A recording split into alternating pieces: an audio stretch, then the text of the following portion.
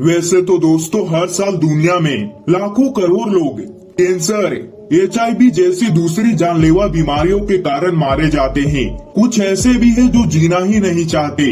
पर अगर हम सब ने अपनी पीढ़ी में सबसे भयानक मौतों को देखा है तो उस अनुभव को कोरोना काल कहेंगे। जब कोरोना अपने चरम पर था तो दुनिया के हर कोने से मौत की खबरें आ रही थी। हमने लाशों को सड़क पर सड़ते हुए देखा, एक कब्र में दफन होते कई लाशों को भी देखा। खैर दोस्तों, अब वैक्सीन आ चुकी है और हालात सामान्य होते नजर आ रहे हैं। ऐसे में आपको ये बताना जरूरी है कि इंसानियत ने कोरोना से पहले भी कई ऐसे महामारियों के दौर देखे हैं जहां झटके में लाखों जिंदगियां लाश बन गई। दोस्तों, इतिहास उठाकर देखे तो ब्लैक डेथ महामारी दुनिया का सबसे खतरनाक महामारी माना जाता है। यह वो घटना थी जिसने रातों रात यूरोप की आधी आबादी को मौत की नींद सुला दिया था। यूरोप के बाद एशिया और अफ्रीका में भी लाशों के अंबार लगे थे, पर यूरोप ने जो झेला वो शायद दूसरे देशों ने नहीं। तो दोस्तों चलिए जानते हैं दुनिया के सबसे खतरनाक महामारी की कहानी। आखिर कैसे इस महामारी ने यूरोप के आधे आबादी को खत्म कर दिया। तो वीडियो में आगे बढ़ने से पहले वीडियो को लाइक और चैनल को सब्सक्राइब करके बेल आइकन को ऑल जरूर करिएगा। दोस्तों, यह बात उस समय की है जब संपन्न देशों में गिने जाने वाला यूरोप भयंकर सूखे और खाद्यान्न संकट से जूझ रहा था। जिस आधुनिक यूरोप को आज हम देख रहे हैं वो 13वीं शताब्दी के दौरान आज के गरीब अफ्रीकी देशों से भी खराब था।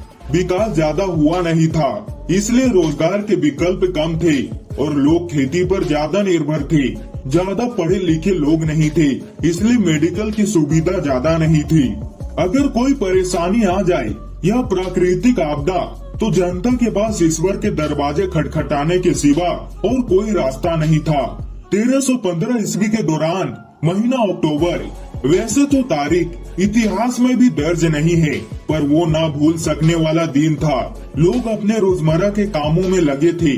सिसिली बंदरगाह से जहाजों का आना जाना दोनों जारी था।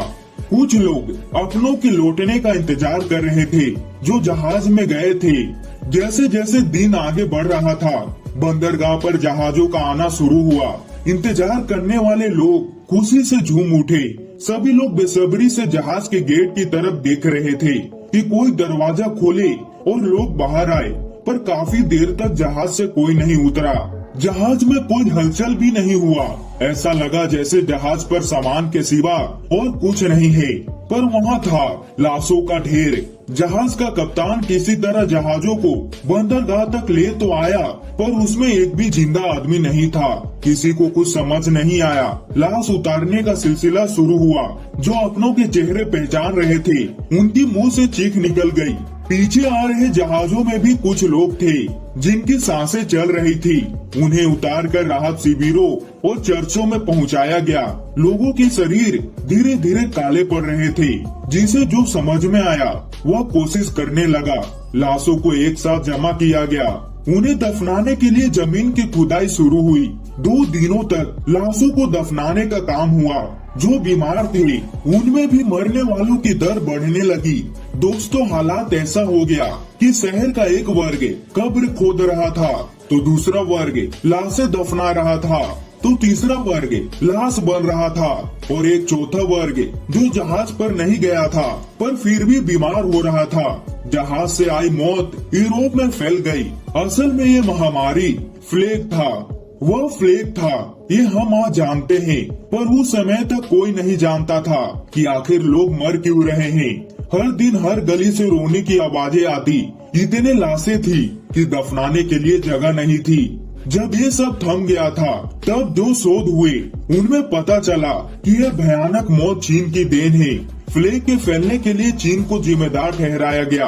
दोस्तों, असल में प्लेग महामारी काले चूहों से फैल रहा था। जो प्लेग से प्रभावित काले चूहे यूरोप के जहाजों में सामान के साथ सवार हो गए और फिर चाइना से यूरोप तक के सफर के दौरान प्लेग फैल गया।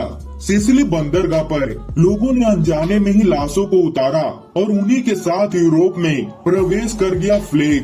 8 महीने के भीतर ही प्लेग महामारी ने Africa, Italy, Spain, England, France, Australia, Hungary, Switzerland और जर्मनी को अपनी चपेट में ले लिया।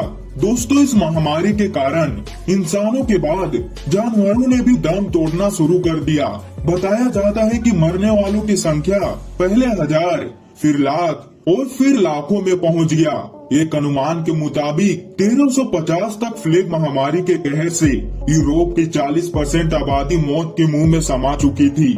एशिया और अफ्रीका में भी मौत का आंकड़ा 25 लाख के पार पहुंच गया था।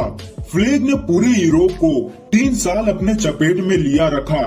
मौसम में परिवर्तन के साथ ही प्लेग महामारी का असर कम होता गया और फिर अचानक ही ये बीमारी पूरी दुनिया से गायब हो गई। पर दोस्तों, तब तक यूरोप में 50 लाख से ज्यादा लोग मारे जा चुके थे। महज 1 करोड़ के आसपास की आबादी वाला देश और 50 लाख लोगों का मारा जाना किसी को भी समझ में नहीं आया। तो दोस्तों, ये थी दुनिया के सबसे खतरनाक महामारी की कहानी। दोस्तों, ये भी महामारी चाइना से ही फैला था। इस पर आपकी क्या राय है, कमेंट में जरूर बताइएगा। और दोस्तों, वीडियो को लाइक और चैनल को सब्सक्राइब करके बेल आइकन को ऑल जरूर करिएगा, ताकि हमारी ऐसे नॉलेजेबल वीडियो सबसे पहले आप तक पहुंच पाए।